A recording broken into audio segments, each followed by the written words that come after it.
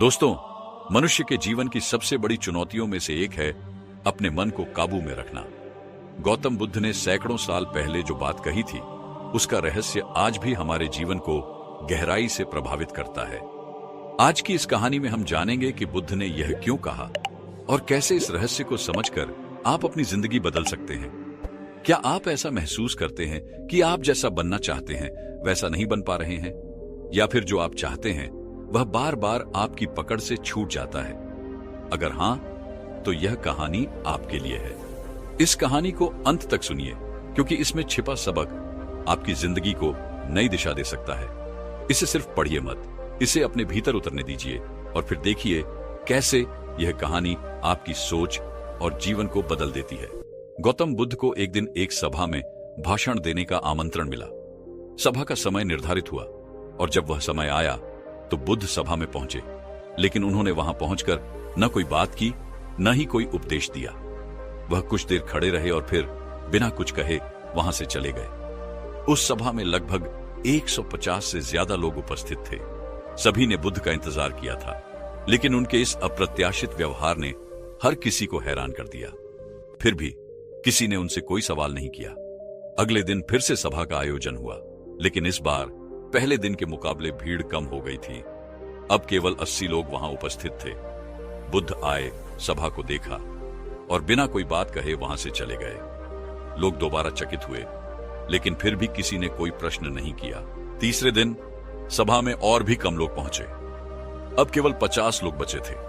बुद्ध आए, उन्होंने उपस्थित लोगों को देखा और फिर बिना कुछ कहे सभा छोड़कर चले गए।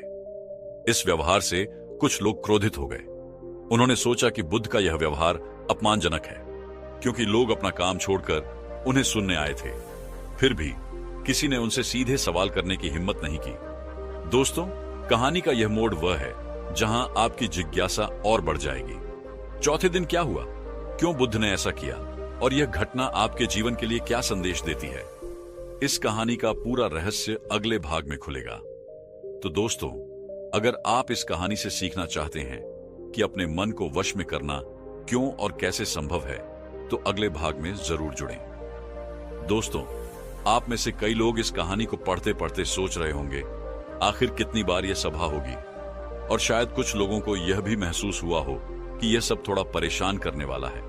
अगर आपको भी यह बेचैनी महसूस हुई है, तो समझ लीजिए कि यह कहानी खास तौर पर आपके लिए है।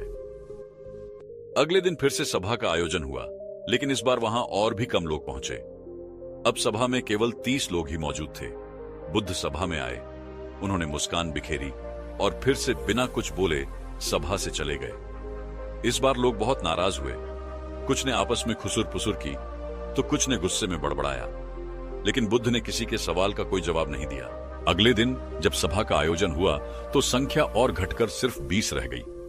लेकिन इस बार कुछ अलग हुआ। बुद्ध सभा में आए, अपना आसन ग्रहण किया और उन्होंने बोलना शुरू किया। उनके शब्द जैसे शांत झरने की तरह थे, जो हर किसी के भीतर उतर रहे थे। बुद्ध ने इन 20 लोगों को उपदेश दिया और आगे चलकर यही 20 लोग उनके भिक्षु बने। इन 20 भिक्षुओं ने बुद्ध के ज्ञान को चारों दिशाओं में फैलाया। वे लोग जिन्होंने धैर्य रखा और अपने मन की बेचैनी को शांत किया, वे ही अंततः बुद्ध के असली शिष्य बने। एक दिन किसी ने बुद्ध से पूछा, भगवान, आपने कई दिनों तक बिना कुछ बोले सभा से जाने का निर्णय क्यों लिया? बुद्ध मुस्कुराए और बोले, मैं उन्हीं लोगों की तलाश में था जो योग्य थे। पहले दिन 150 से ज्यादा लोग आए थे, लेकिन उनमें से ज्यादातर लोग केवल देखने और सुनने के लिए आए थे। उनका मेरे ज्ञान से कोई वास्ता नहीं था। वे केवल यह जानने आए थे कि सभा में क्या हो रहा है। मैंने उन लोगों को खोजना चाहा जिनके भीतर सच्ची प्यास थी, जिनके पास धैर्य था। वे अंत तक रुके। जो लोग सिर्फ दिखावे के लिए आए थे, वे पहले या दूसरे दिन ही चले गए। धैर्य रखने वालों को मुक्ति का मार्ग मिला और जल्दबाजी करने वाले आज भी वही हैं जहां पहले थे। सवाल यह नहीं है कि मैं तुम्हें क्या दे सकता हूं, सवाल यह है कि तुम क्या लेने के लिए तैयार हो। तुम्हारे पात्र की गहराई ही तय करती है कि तुम कितने के अधिकारी हो। उस व्यक्ति ने फिर पूछा, भगवान, योग्य कैसे बने? बुद्ध ने उत्तर दिया, धैर्य के माध्यम से। जिस व्यक्ति के भीतर धैर्य है, वह हर कठिनाई का सामना कर सकता है और वही व्यक्ति सच्चा ज्ञान प्राप्त कर सकता है। सभा में जो भी लोग आए थे उनमें से केवल वही अंत तक रुके जिनके भीतर धैर्य था। बुद्ध ने सभा में बैठे लोगों से कहा, तुम्हारे जीवन में तुम्हारा लक्ष्य चाहे जो भी हो, लेकिन धैर्य के बिना तुम सफलता के शिखर तक नहीं पहुंच सकते। तभी एक व्यक्ति ने उठकर पूछा, भगवान, कोई व्यक्ति अपने भीतर धैर्य को कैसे बढ़ा सकता है? बुद्ध मुस्कुराए और उत्तर दिया, निरंतर अभ्यास के द्वारा। जब कोई व्यक्ति ध्यान करना शुरू करता है तो उसका मन उसे अनेक अड़चनें दिखाता है। वह बेचैनी, ऊब और अस्थिरता का अनुभव करता है। लेकिन यदि वह धैर्य रखता है और निरंतर अभ्यास करता है तो एक दिन वह अपने लक्ष्य को अवश्य प्राप्त करता है।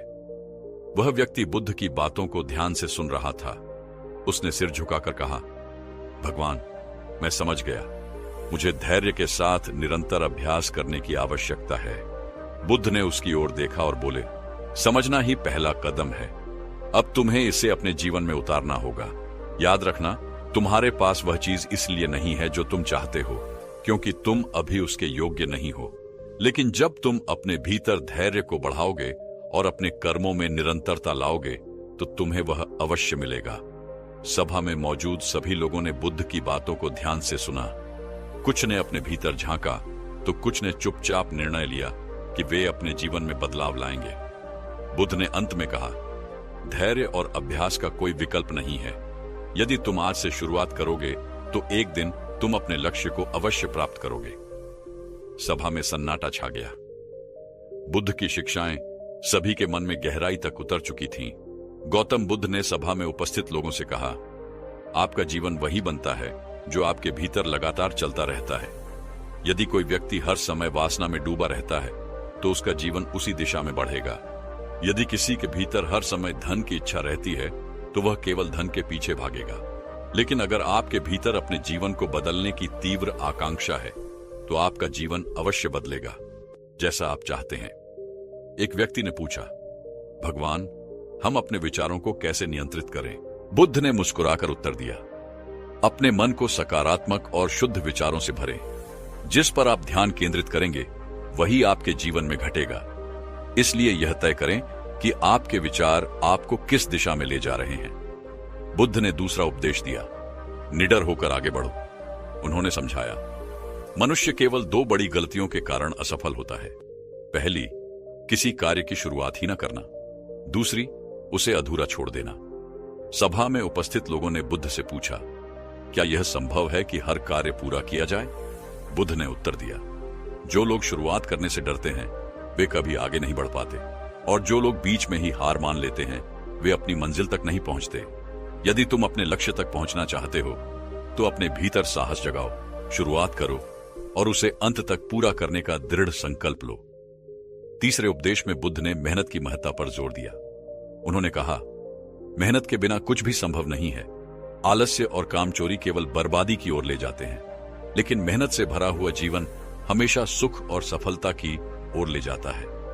मूर्ख लोग सिर्फ सोचते रहते हैं, लेकिन बुद्धिमान लोग अपने विचारों को कार्य में बदलते हैं। सभा में एक युवा ने पूछा, भगवान, मेहनत की आदत कैसे डाली जाए?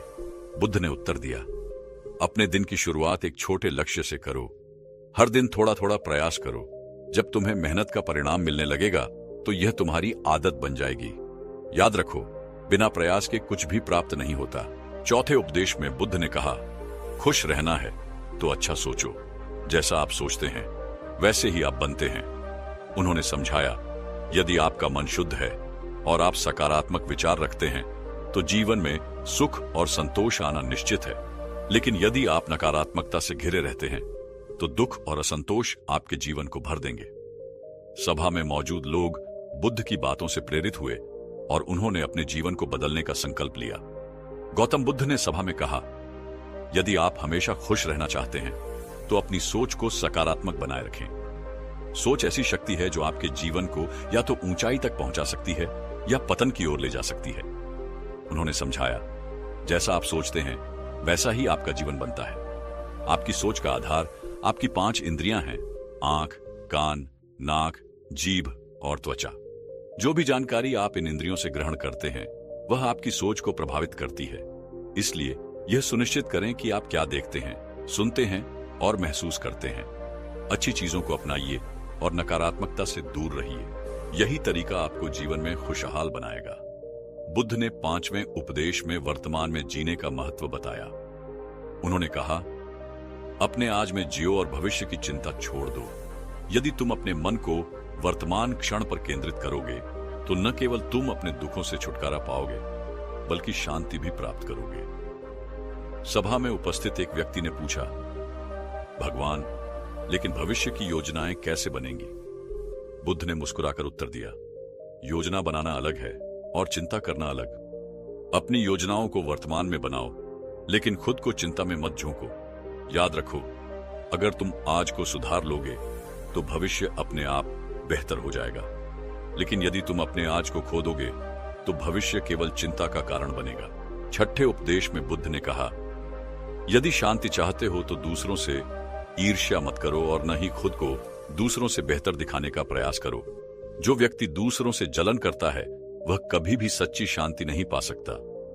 सभा में एक युवक ने पूछा, भगवान, यदि कोई हमें चोट पहुंचाए तो क्या हम उसे माफ कर दें? बुद्ध ने उत्तर दिया, माफी शांति की कुंजी है। जब तुम किसी को माफ करते हो तो तुम अपने मन को स्वतंत्र करते हो। नफरत केवल तुम्हारे भीतर अशांति लाती है। दूसरों को क्षमा करो और अपने मन को हल्का करो, यही तुम्हें खुशी और सुकून देगा। बुद्ध की इन शिक्षाओं ने सभा में मौजूद हर व्यक्ति को प्रेरित किया। उन्होंने अपने जीवन में इन उपदेशों को अपनाने का संकल्प लिया और खुशी तथा शांति के मार्ग पर चलने की शुरुआत की। प्रिया पहाड़ों के बीच बसे अपने छोटे से गांव में दुखों से घिरी हुई थी। माता पिता को कम उम्र में खो देने के बाद उसने ऐसे व्यक्ति से शादी की जो न तो उससे प्यार करता था और न ही उसकी परवाह करता था। उसका पति शराब के नशे में अक्सर उसे शारीरिक और मानसिक रूप से प्रताड़ित करता। कई वर्षों तक यह सब सहने के बाद एक दिन प्रिया ने तय किया कि अब वह अपने दुखों से छुटकारा पाएगी। उसने अपने गांव के बुजुर्गों से सलाह ली, लेकिन कोई भी उसे संतोषजनक समाधान नहीं दे सका। तभी उसे पता चला कि पास के एक आश्रम में एक बुद्धिमान साधु रहते हैं जो लोगों को उनके दुखों से मुक्ति दिलाने के लिए जाने जाते हैं। प्रिया ने आश्रम जाने का निश्चय किया। कई किलोमीटर पैदल चलने के बाद वह साधु के पास पहुंची। साधु एक पुराने पेड़ के नीचे बैठे ध्यान कर रहे थे। प्रिया उनके पास गई और अपनी पूरी कहानी सुनाई। उसने कहा, गुरुजी, मैं अपने जीवन के दुखों से मुक्ति चाहती हूं, कृपया मुझे रास्ता दिखाएं। साधु ने शांत स्वर में कहा, पुत्री, दुखों का कारण तुम्हारे भीतर है। यदि तुम इसे समझ सको तो मुक्ति का मार्ग तुम्हें स्वयं दिखाई देगा। प्रिया ने आश्चर्य से पूछा, गुरुजी, ऐसा कैसे हो सकता है? मेरे दुख तो मेरे आसपास की परिस्थितियों के कारण है। मेरा पति, मेरी स्थिति, ये सब मेरे दुख का कारण है। साधु मुस्कुराए और बोले, परिस्थितियां केवल तुम्हारे दुखों का बाहरी कारण है। असली दुख तुम्हारे मन में है। तुमने अपने दुखों को अपने मन में पकड़ रखा है। जब तक तुम इन्हें छोड़ने का निर्णय नहीं करोगी, तब तक ये तुम्हारा पीछा नहीं छोड़ेंगे। उन्होंने प्रिया को एक कटोरी दी और कहा, इस कटोरी में पानी भरकर लाओ, लेकिन ध्यान रहे, पानी छलके नहीं। प्रिया ने पूरी सावधानी से पानी से भरी कटोरी लाई।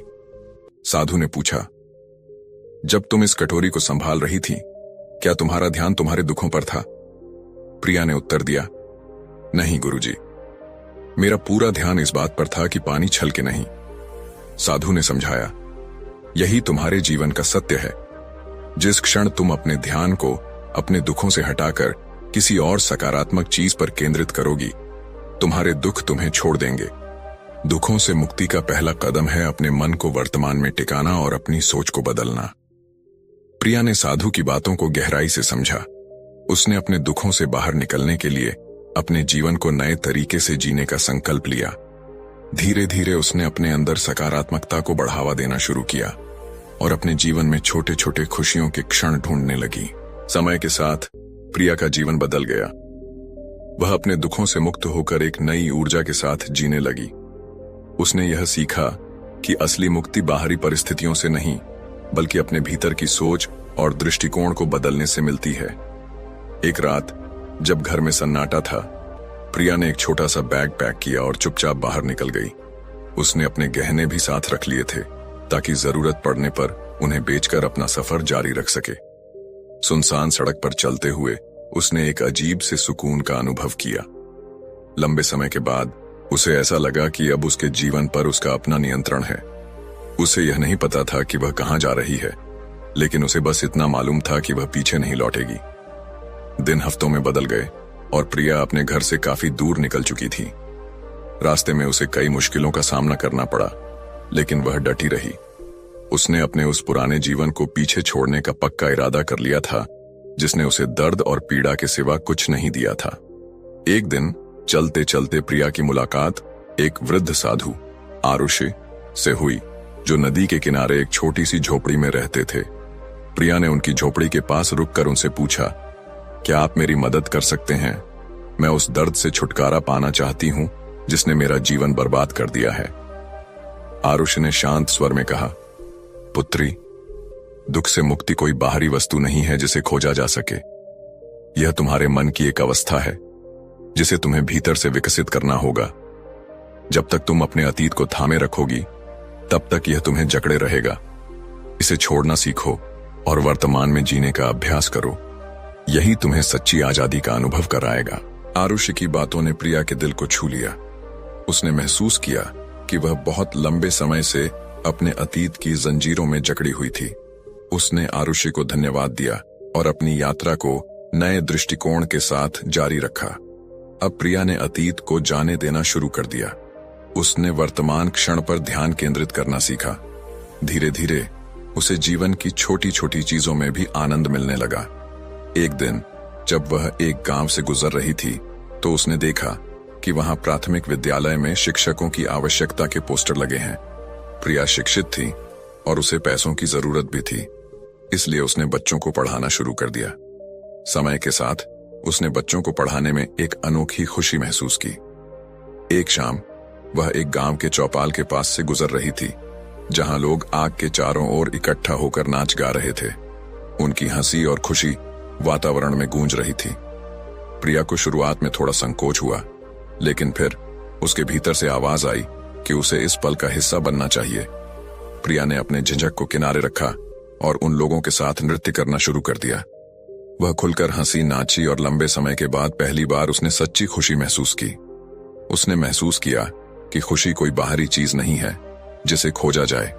यह हमारे आसपास के साधारण पलों में छिपी होती है। उस रात प्रिया ने अपने भीतर एक नई ऊर्जा महसूस की। उसने ठान लिया कि अब वह हर पल को खुलकर जिएगी और अतीत के साए में अपना वर्तमान बर्बाद नहीं करेगी। एक बार गौतम बुद्ध अपने भिक्षुओं के साथ एक घने वृक्ष की छांव में विश्राम कर रहे थे। गर्मियों का समय था और सूरज अपनी तीव्रता पर था। वृक्ष की ठंडी छाया ने बुद्ध और उनके भिक्षुओं को आराम प्रदान किया। इस शांत वातावरण में भिक्षु अपनी जिज्ञासाओं को शांत करने के लिए बुद्ध से प्रश्न पूछ रहे थे और बुद्ध सरलता से उनके उत्तर दे रहे थे। उन भिक्षुओं में कुछ नए सदस्य भी थे जो हाल ही में संघ से जुड़े थे। उनके मन में अभी बुद्ध की गहरी शिक्षाओं को समझने की वह योग्यता विकसित नहीं हुई थी। अचानक एक भिक्षु की नजर एक बुजुर्ग व्यक्ति पर पड़ी जो उसी वृक्ष के पास से गुजर रहा था। वह वृद्ध व्यक्ति अपनी लाठी के सहारे धीरे धीरे चल रहा था। उसकी कमर झुक चुकी थी और उसका शरीर मात्र हड्डियों का ढांचा प्रतीत हो रहा था। यह दृश्य देखकर भिक्षु अपनी हंसी रोक नहीं पाया और जोर से हंसने लगा। उसकी हंसी सुनकर गौतम बुद्ध ने उस भिक्षु से कहा, प्रिय भिक्षु, किसी पर हंसना उचित नहीं है। जिस व्यक्ति को देखकर तुम हंस रहे हो वह साधारण नहीं है। यह व्यक्ति तुम्हारे जीवन को बदलने की अद्भुत क्षमता रखता है। इसे ध्यान से देखो और इससे मिलने वाली शिक्षा को समझने का प्रयास करो।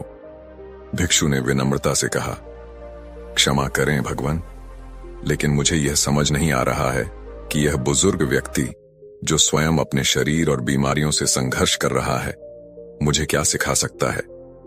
बुद्ध ने मुस्कुराते हुए कहा, यह बुजुर्ग व्यक्ति तुम्हें तुम्हारा भविष्य दिखा रहा है। जिस बुढ़ापे और लाचारी को देखकर तुम अभी हंस रहे हो वही भविष्य में तुम्हारे जीवन का हिस्सा बनेगी। यह व्यक्ति तुम्हें यह संदेश दे रहा है कि जब तक तुम्हारे पास यह स्वस्थ शरीर है इसे अच्छे कर्मों में लगाओ। अगर यह समय बीत गया और तुमने अपने शरीर का सही उपयोग नहीं किया तो पछताने के सिवा कुछ शेष नहीं रहेगा। बुद्ध ने आगे कहा, अभी तुम्हारे हाथ, पैर, आंखें और सभी इंद्रियां ठीक से काम कर रही हैं। क्या यह मामूली बात है? इस शरीर का उपयोग कर तुम अपने जीवन को सार्थक बना सकते हो। यह घटना तुम्हें सचेत करने के लिए है।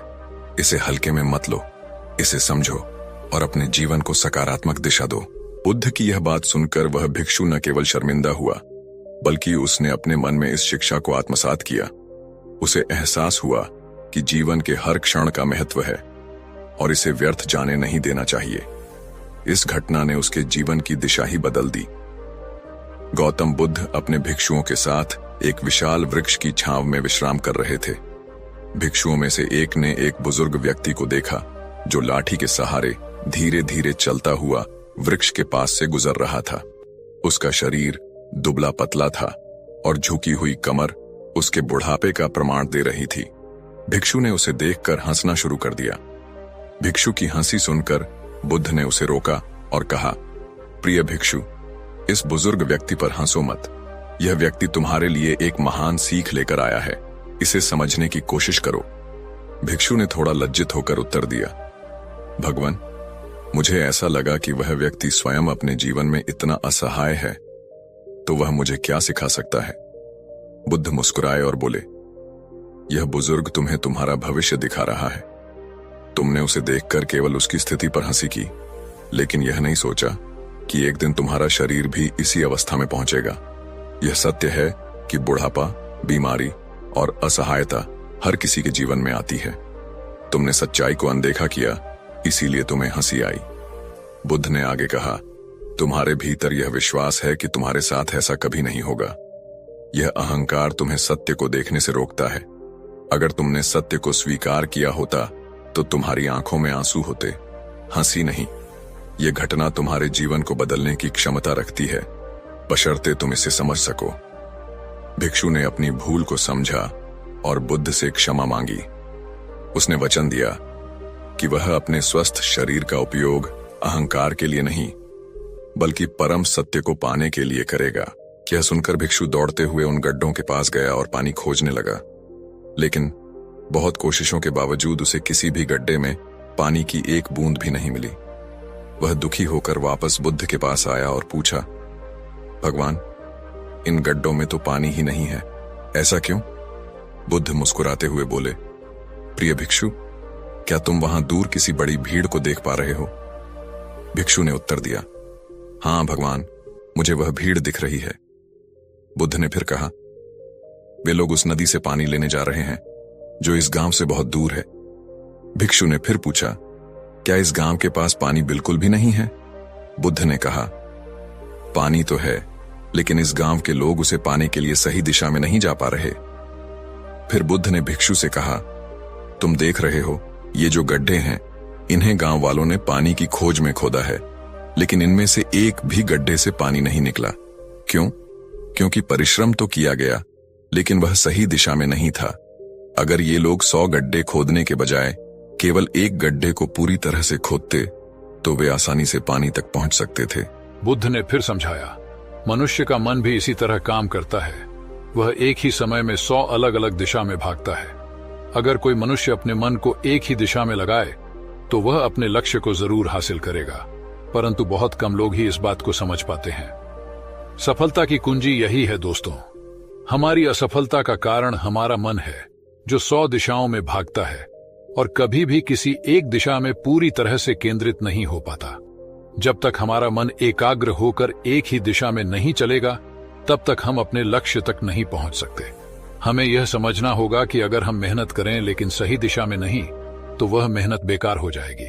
दोस्तों, यदि आप किसी लक्ष्य को प्राप्त करना चाहते हैं, तो आपको अपने मन को पूरी तरह से उस लक्ष्य की दिशा में लगाना होगा, तभी आप सफल हो पाएंगे। इसलिए यदि आप अपने जीवन में सफलता चाहते हैं, तो अपनी ऊर्जा को सही दिशा में लगाएं, ताकि आप अपने लक्ष्य को प्राप्त कर सकें। दोस्तों, यह कहानी हमें यह सिखाती है कि भाग्य का लिखा कभी नहीं मिटता। इस विषय पर गौतम बुद्ध की एक रहस्यमय कहानी है, जिसे हम अब आपके सामने प्रस्तुत करते हैं। किसी गांव में एक बहुत ही ज्ञानी पंडित रहता था। एक दिन वह अपने बचपन के दोस्त से मिलने के लिए दूसरे गांव जा रहा था। उसका वह दोस्त बचपन से ही गूंगा और एक पैर से अपाहिज था। पंडित के गांव से उसके दोस्त का घर काफी दूर था और वहां जाने के रास्ते में कई छोटे छोटे गांव पड़ते थे। पंडित रास्ते में अपनी धुन में चल रहा था। चलते चलते उसकी मुलाकात एक व्यक्ति से होती है जो उसी के साथ चलने लगता है। पंडित ने देखा और खुशी से सोचा कि अच्छा हुआ, अब उसका सफर थोड़ा आसान हो जाएगा। बातचीत शुरू करने के लिए पंडित ने उस व्यक्ति से उसका नाम पूछा। व्यक्ति ने अपना नाम धर्मराज बताया। पंडित को यह नाम कुछ अजीब सा लगा, लेकिन उसने उस नाम के बारे में ज्यादा सवाल नहीं पूछा और दोनों साथ साथ चलने लगे। तभी रास्ते में एक गांव आता है और धर्मराज पंडित से कहता है, तुम आगे चलो, मुझे इस गांव में कुछ काम है, मैं तुमसे आगे मिलूंगा। पंडित ने कहा ठीक है और आगे बढ़ गया।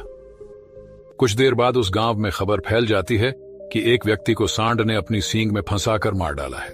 जैसे ही यह खबर फैली, धर्मराज पंडित के पास आ गया और दोनों फिर से चलने लगे। चलते चलते दोनों एक और गांव के पास पहुंचे जहां एक बड़ा और विशाल मंदिर था। वहां आराम करने की बहुत अच्छी व्यवस्था थी और पंडित को समझ में आया कि रात हो रही है और वह बहुत थक चुका है।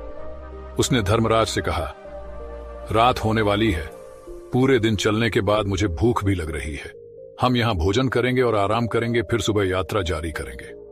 धर्मराज ने कहा ठीक है, मुझे इस गांव में किसी को कुछ सामान देना है, तुम भोजन करके आराम करो, मैं बाद में आकर खाना खा लूंगा।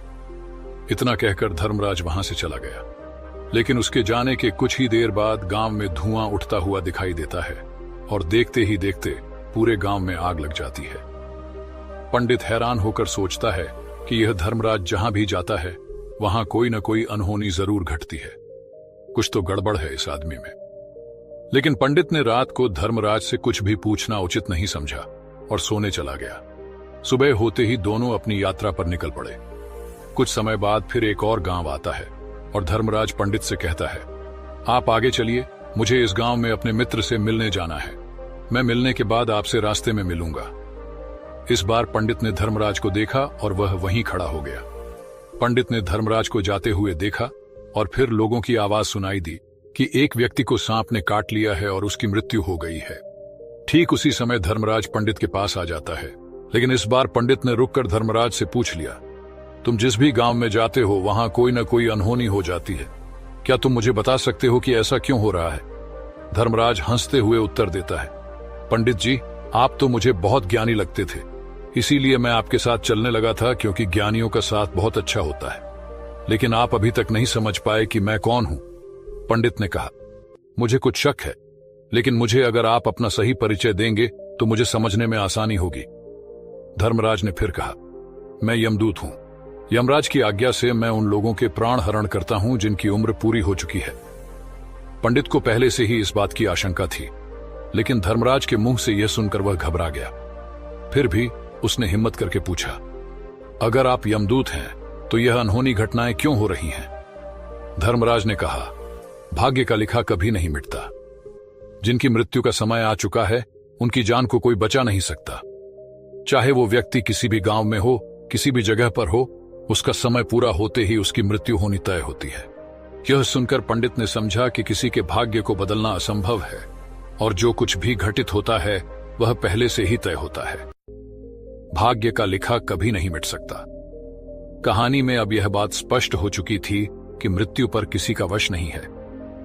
पंडित ने यह समझा कि उसका मित्र जिंदगी में जो कुछ भी करने में सक्षम था उसे उसकी सीमाओं का पालन करना ही चाहिए था, लेकिन अपनी इच्छाओं और अपार प्रेम के कारण उसने खुद को अपार दुख में डाल लिया।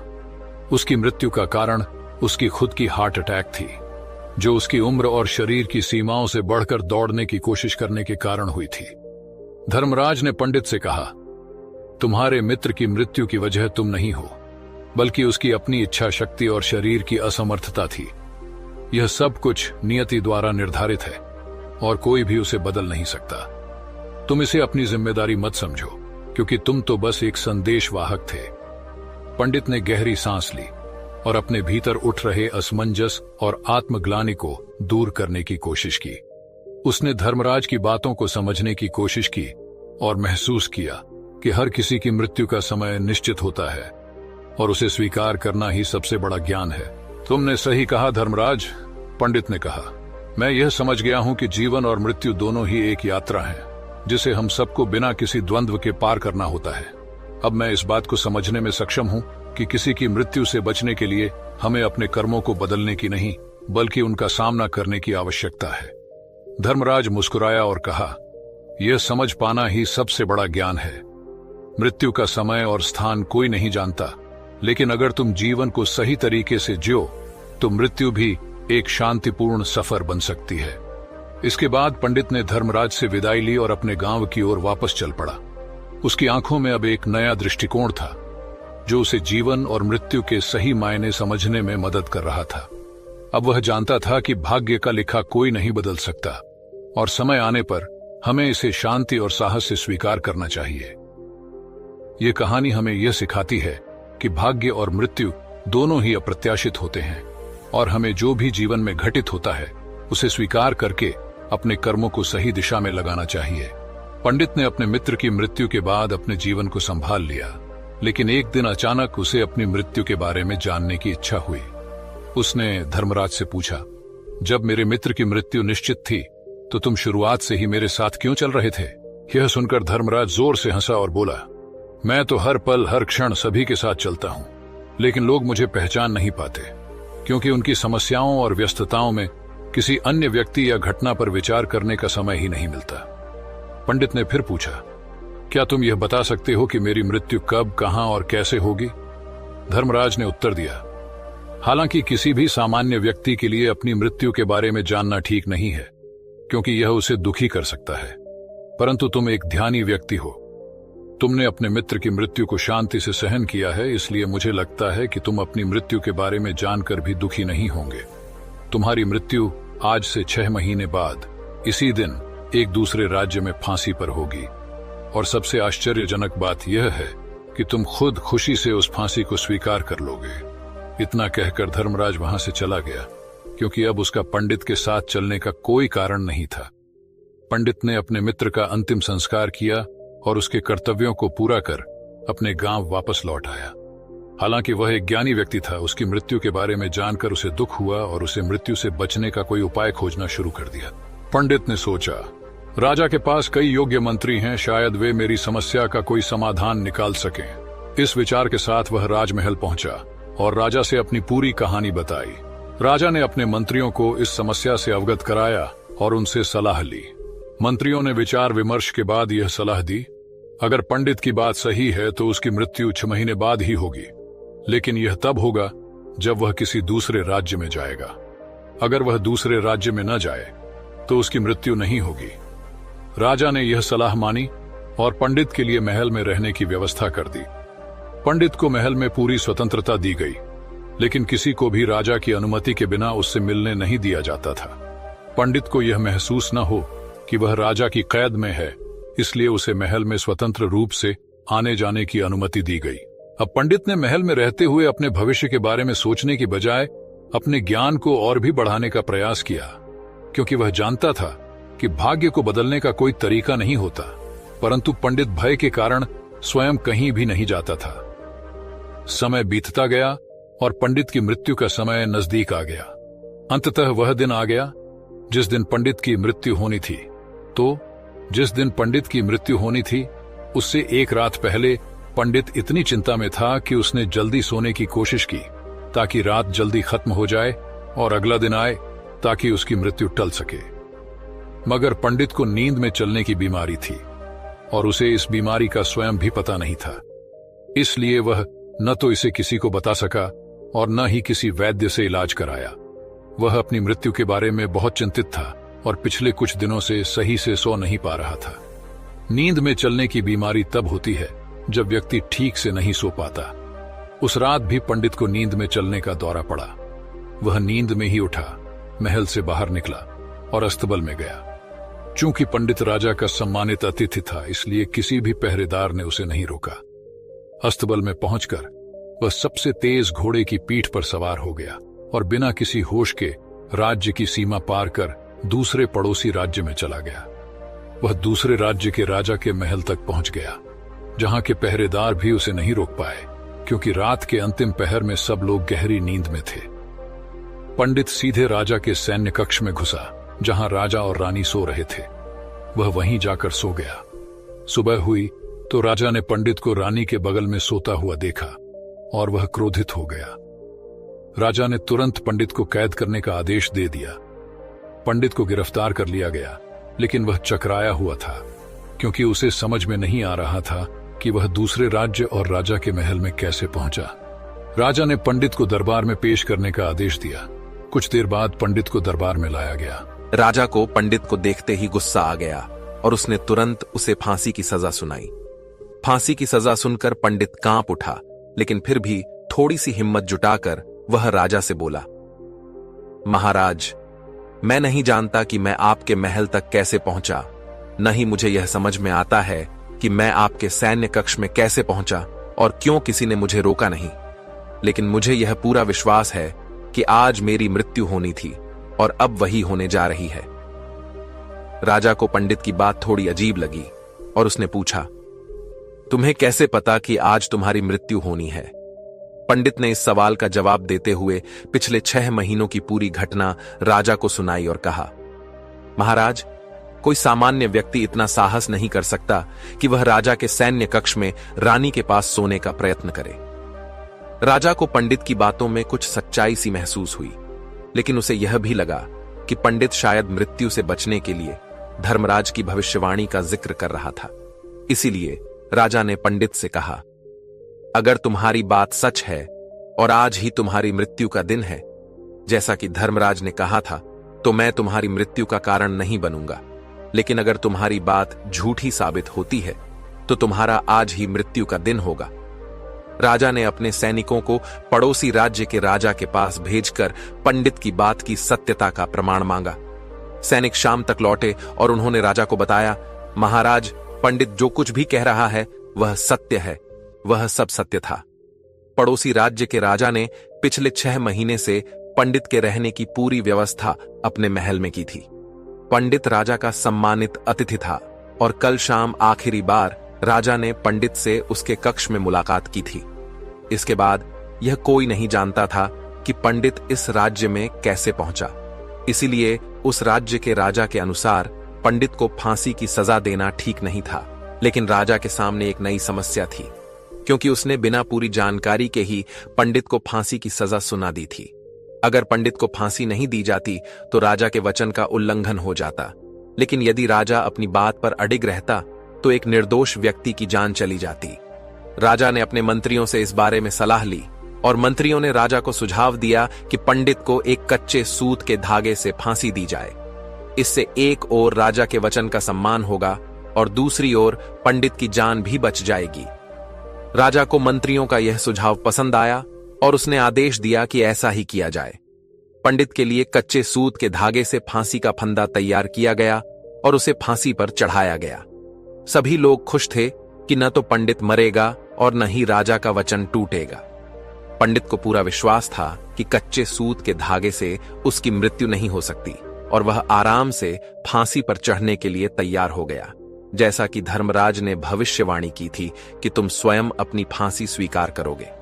लेकिन जैसे ही पंडित को फांसी दी गई, सूत का धागा तो टूट गया, लेकिन उस टूटने से पहले ही उसने अपना काम कर दिया था। सूत के धागे के झटके से पंडित की गले की एक नस कट चुकी थी और पंडित जमीन पर गिरकर तड़पने लगा। उसी पल उसके गले से खून की धारा बहने लगी और देखते ही देखते पंडित का शरीर शांत हो गया। सभी लोग हैरान और चकित थे और किसी को विश्वास नहीं हो रहा था कि कच्चे सूत के धागे से किसी की मृत्यु हो सकती है। लेकिन घटना घट चुकी थी और नियति ने अपना काम कर दिया था। धर्मराज की भविष्यवाणी सत्य हो चुकी थी। श्रीमद् भागवत गीता में भगवान श्री कृष्ण ने कहा है, जो होना होता है वह होकर ही रहता है। हम चाहे कितनी भी सावधानी बरतें, कितने भी उपाय कर लें, लेकिन घटना और उसका परिणाम पहले से तय होते हैं, जिन्हें हम थोड़ा भी बदल नहीं सकते। शायद इसीलिए ईश्वर ने हमें भविष्य जानने की क्षमता नहीं दी, ताकि हम अपने जीवन को ज्यादा अच्छे तरीके से जी सकें। यही बात पंडित पर भी लागू होती है। अगर पंडित ने महाकाल से अपनी मृत्यु के बारे में न पूछा होता तो वह 6 महीने तक राजा के महल में डर डर कर नहीं जीता, बल्कि बेहतर जीवन जीता।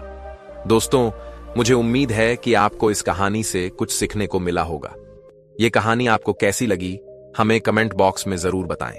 इस वीडियो को अपने दोस्तों के साथ शेयर करें ताकि वे भी इस कहानी से कुछ सीख सकें। धन्यवाद। नमो बुधाय।